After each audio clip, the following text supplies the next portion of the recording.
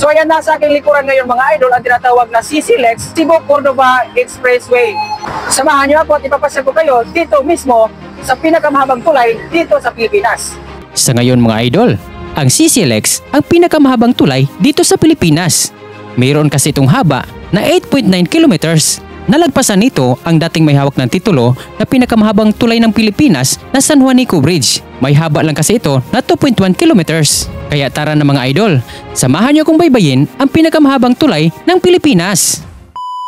So ayan mga idol, papunta na tayo doon mismo sa pinakadulo ng CCLEX na nabuo noong 2022 sa pamumuno ni Pangulong Rodrigo Roa Duterte. Sa dulo nitong tulay mga idol, nakikita nyo, yan po yung SMC side. So walang ibang pinakamalaking mall dito sa Cebu. Ito lang po yung SMC side. Baybay natin ngayon yung CCLEX mga idol para na rin sa mga viewers natin o mga followers natin na hindi pa nakapunta dito mismo sa tinaguriang pinakamahabang tulay dito sa Pilipinas.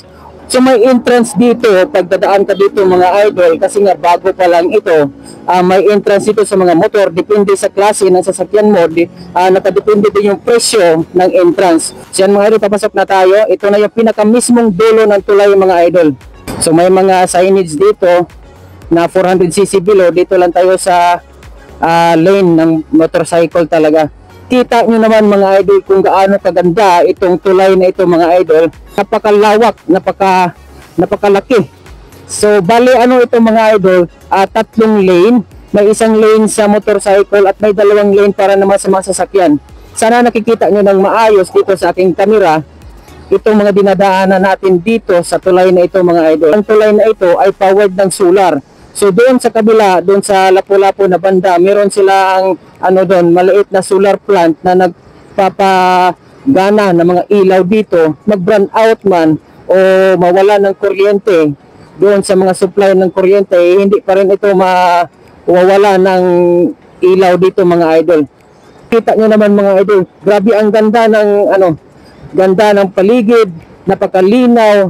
Walang traffic mga idol. Grabe. Ang ganda talaga dito. Napakalamig ng hangin. Lalo na pag low tide nito mga idol, ang daming nangunguha dyan ng mga ng mga laman dagat dyan sa gilid ng kalsadang ito. Yan po yung sinasabi ko sa inyo mga idol na solar plant. Yan kung nakikita nyo ng maayos. Yan po yung mga solar panels na kumukuha ng energy galing sa araw para gamitin pangpailaw dito mismo sa tulay na ito mga idol. So yan, nakababa na tayo sa mismong tulay mga idol. Ngayon ay papunta na talaga tayo dito sa kalupaan ng Lapu-Lapu. At dito ngayon ito na yung dagat mismo na dinadaanan natin na tinambakan nilang ng mga tinambakan nila ng mga lupa para magiging karsada. So doon pa tayo doon sa pinakadulo nito magbabayad ng ating toll fee. So wala masyadong dumadaan dito mga idol kasi nga may bayad dito. So napakagandang daanan, tapos napakadali lang niyang i-access. Kung galing ka sa Lapu-Lapu, galing ka sa Cordova, papuntang Cebu City, gusto mong magmamadali, ibayad ka lang ng toll fee, ilang minutes lang. Cebu City ka na mga idol. Ang dali lang talaga mga idol. Hindi ka rin mag-alala dito mga idol kung masiraan ka ng sasakyan kasi may mga time to time may dumadaan dito na mga nagbabantay talaga dito. Meron talagang nagbabantay dito na mga pulis mga idol o yung mga enforcer. So ayan mga idol, malapit na tayo sa toll plaza. Ayan, yun nga, yung magbabayad na tayo ng toll fee. Ayan, yan na yung toll fee natin mga idol. So dito tayo sa linya ng mga motorcycle na magbabayad. So meron naman mga presyohan dito mga idol. Ayan, 90, 180 to 70, mga ganon. So motorcycle mga idol, 60 pesos talaga. Yan Thank you. Yan, let's go. 60 pesos mga idol yung motorcycle. Yan. So ayan, nandito na tayo mismo sa Lapu-Lapu City mga idol.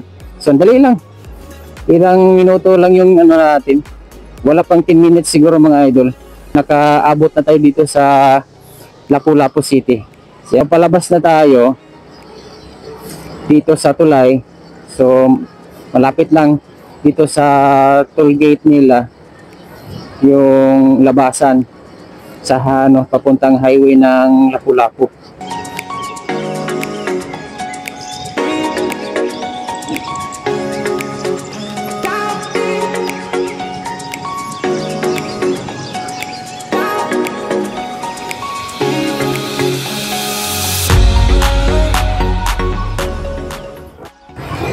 So yan mga idol, nakalabas na tayo mula doon sa sa tulay ng CCLEX. So maraming salamat mga idol na sinamahan niyo ako dito sa ating paglalakbay papunta dito sa Lapu-Lapu mula doon sa Cebu City.